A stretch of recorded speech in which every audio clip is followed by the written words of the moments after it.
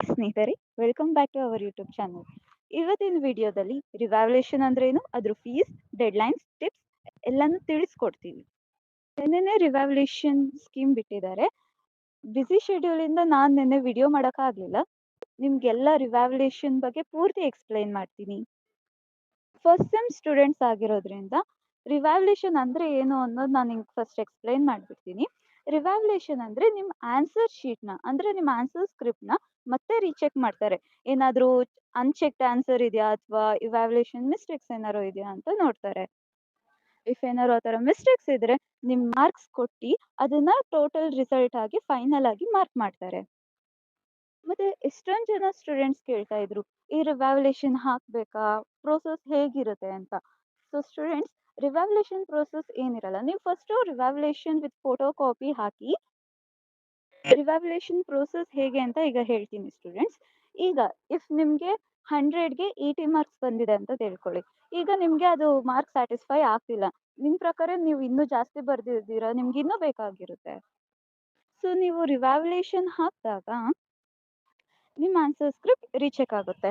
Recheck ಆದಾಗ ನಿಮ್ದೇನಾದರೂ extra marks ಕೊಡಬೇಕು ಅಂದರೆ ಅವ್ರು ಖಂಡಿತವಾಗಿ ಕೊಡ್ತಾರೆ.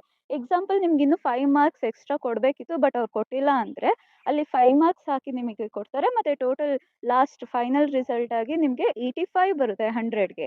ಅದೇ ಇಫ್ ಅವರು ಆನ್ಸರ್ ರಿಚೆಕ್ ಮಾಡಿದಾಗ, ಆನ್ಸರ್ ಸ್ಕ್ರಿಪ್ಟ್ ರಿಚೆಕ್ ಮಾಡಿದಾಗ ಮತ್ತೆ ನಿಮ್ಮದು 80 ಬರೋ ಬದಲು ಆ್ಯಕ್ಚುಲಿ 5 ಮಾರ್ಕ್ಸ್ ನಿಮ್ಗೆ ಎಕ್ಸ್ಟ್ರಾ ಕೊಟ್ಟಿದ್ರೆ, ಲೈಕ್ ನಿಮಗೆ 75 ಬರಬೇಕಿತ್ತು, ಬಟ್ ಅವರೇ ಲೈಕ್ 5 ಮಾರ್ಕ್ಸ್ ಎಕ್ಸ್ಟ್ರಾ ಕೊಟ್ಟಿದ್ರೆ, ಅಂಥ ಟೈಮಲ್ಲಿ ನಿಮ್ದು ಆ ಥರ ಏನೂ ಇದು ಮಾಡೋಕ್ಕೆ ಹೋಗಲ್ಲ. ಲೈಕ್ ಇವಾಗ ಎಷ್ಟು ರಿಸಲ್ಟ್ 80 ಬಂದಿರುತ್ತೆ ಅಲ್ವಾ, 80ನೇ ಇರುತ್ತೆ ಸ್ಟೂಡೆಂಟ್ಸ್.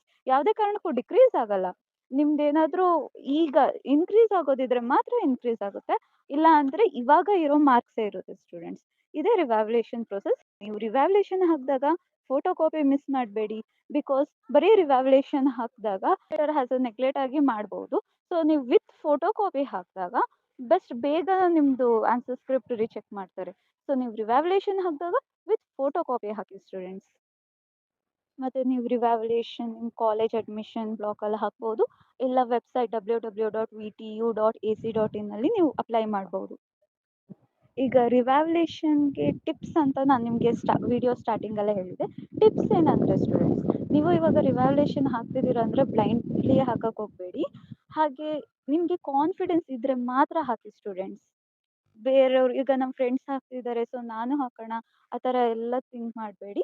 ನಿಮಗೆ ಕಾನ್ಫಿಡೆನ್ಸ್ ಇದ್ದರೆ, ಇವಾಗ ನಾನು ರಿವ್ಯಾಲ್ಯೂಯೇಷನ್ ಹಾಕಿದಾಗ ನನಗೆ ಮತ್ತೆ ಮಾರ್ಕ್ಸ್ ಖಂಡಿತವಾಗಿ ಬರುತ್ತೆ ಅಂದರೆ ಮಾತ್ರ ನೀವು ಹಾಕಿ. ನಿಮ್ಮ ಸಬ್ಜೆಕ್ಟ್ ಟೀಚರ್ ಇಲ್ಲ ಕ್ಲಾಸ್ ಟೀಚರ್ ಹತ್ರ ಒಂದು ಸತಿ ಡಿಸ್ಕಸ್ ಮಾಡಿ ನೀವು ಹಾಕ್ಬೋದು. ಸ್ಕೀಮ್ ಪ್ರಕಾರ ಹೇಳೋದಾದರೆ 18th ಮಾರ್ಚಿಂದ 20th ಮಾರ್ಚ್ವರೆಗೂ ಟೈಮ್ ಕೊಟ್ಟಿದ್ದಾರೆ ರಿವ್ಯಾಲ್ಯೂಯೇಷನ್ ಹಾಕೋಕ್ಕೆ. ಸೊ ಸ್ಟೂಡೆಂಟ್ಸ್, ನೀವು 20th ಡೇಟ್ ಒಳಗಡೆ ಹಾಕಿ, ಇಲ್ಲ 21st ಇಲ್ಲ 22nd ಹಾಕೋದಿದ್ರೆ with penalty of 500 rupees revaluation ಹಾಕಬೇಕಾಗುತ್ತೆ. ಸೊ ವಿತಿನ್ 20 ಮೀನ್ಸ್ ವಿತಿನ್ ಈ ಫ್ರೈಡೇ ಒಳಗಡೆ ಹಾಕಿ. ಈಗ ರಿವ್ಯಾಲ್ಯೂಯೇಷನ್ ಫೀ ಹೇಳೋದಾದರೆ 600 ಫಾರ್ ರಿವ್ಯಾಲ್ಯೂಯೇಷನ್, ಹಾಗೆ 400 ಫಾರ್ ಫೋಟೋ ಕಾಪಿ, ಮತ್ತು 30 ರುಪೀಸ್ ಫಾರ್ ಅಪ್ಲಿಕೇಶನ್ ಫೀಸ್.